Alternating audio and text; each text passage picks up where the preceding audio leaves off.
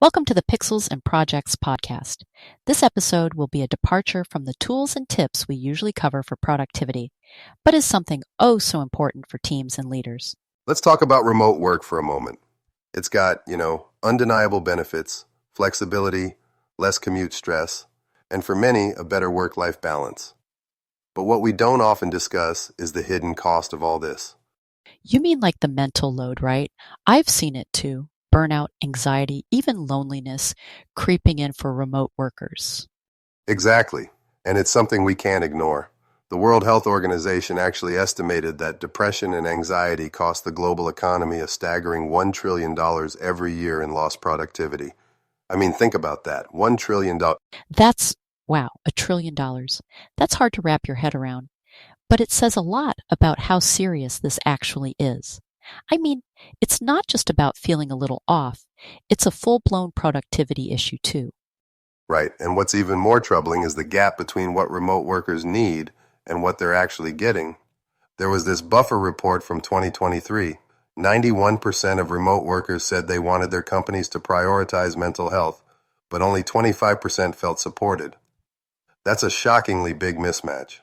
Oh, absolutely. It's like people know what they need, but they don't feel heard. And that gap, it's where the most damage happens. You know? It's frustrating because fixing this could help companies and their people. Exactly, and you're right. Addressing it doesn't just help employees, it serves organizations too.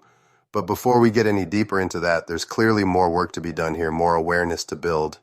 Yep, it's a huge topic, and right now, most people don't even realize it's happening. You're absolutely right. It's a huge topic, and closing that gap starts with understanding where people stand. One of the simplest but most impactful tools out there is the Anonymous Wellbeing Pulse Survey. It's quick, it's confidential, and it gives employees a chance to share how they're really doing without fear of judgment. It's such a simple idea, but it's powerful, right? Helps you catch trends before they turn into full-blown issues. Exactly. And you can use tools like Google Forms to get started. It's not rocket science. What's key, though, is to actually act on what you find. If people feel you're just collecting data to check a box, you're missing the point entirely. Yeah, absolutely. And that acting part makes such a difference. But beyond surveys, there's another thing I've seen work so well: tailored mental health resource guides. Right, because not every team has the same needs, especially if you're spread out across different regions. Exactly. Like, think about it. If you've got team members scattered around the world, they'll all have different access to services, even apps. So a customized guide, maybe one that includes, local helplines, counseling info, or apps like Calm or Headspace, is a lifesaver. Add translations too, if you've got a diverse team. It's just more inclusive that way. Great point. And inclusivity really is the name of the game here. Because think about it, if someone feels excluded from the process, they're less likely to use the resources. Speaking of inclusion, energy check-ins come to mind as well. Oh, those are great. Like asking, how's everyone feeling today? Before you start a meeting, right? Exactly. It opens the door for people to share their state of mind in a way that feels natural and, more importantly, safe. The Harvard Business Review had this whole thing in 2022. They actually found these kinds of check-ins boost psychological safety. And when managers lead by example, it normalizes the conversation even more. Yeah, that's so true. When a manager says, I'm feeling kind of tired today, it's like giving everyone permission to be honest. It's subtle, but it's huge for building trust. Speaking of trust and psychological safety, another practice that stands out in creating a supportive virtual work culture is offering mental health days. Giving employees the space to take time off, no questions asked, can really normalize the idea that their well-being comes first.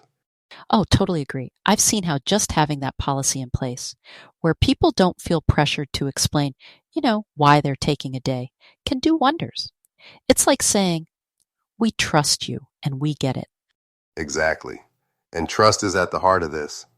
If someone knows they can take that time when they need it, they're less likely to hit a breaking point. It's such a simple idea, but so powerful in practice. Yeah, I've actually helped put this into place with a vendor team I managed.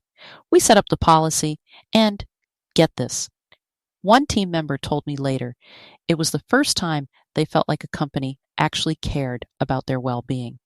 It's a small move with a huge impact. That's such a great example, Jody. And it's something every organization could adopt without too much hassle. Another thing I've seen making waves is the introduction of virtual quiet hours. It's not just about reduced stress, it's about creating actual, uninterrupted downtime. I love quiet hours. It's such a sanity saver, especially when you're dealing with multiple time zones, right? Like saying, from 6 p.m. to 9 a.m., we're offline. That's your space. Just makes everything feel so much healthier. Exactly. It respects boundaries. And let's be real, everyone needs a break from the pings and the emails. What's great is, once those quiet hours are in place, everyone starts to breathe a little easier. It's like a collective sigh of relief. Yeah, and you'd be surprised at how productive people can actually be when they're not glued to their screens 24/7. I remember one project where we implemented quiet hours. Productivity went up, stress went down, and no joke, the whole vibe of the team just shifted. That's such a good point. And ultimately, these strategies, whether it's health days, quiet hours, or even things like transparency and check ins, they're about building trust and community, even when we're not sitting in the same room. Yeah, it all ties back to taking care of people, right? When you do that, the work takes care of itself. Honestly, it's about doing the right thing. Absolutely, Jody. And hey, for everyone listening, we hope this gives you ideas to bring back to your teams. Start small if you need to, but start somewhere.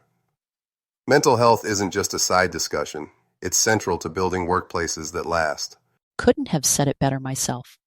On that note, thanks for joining us today on the Pixels and Projects podcast, and let's keep this conversation going. Take care of your teams and yourselves. And that's all for today. Great talking, and we'll catch you next time.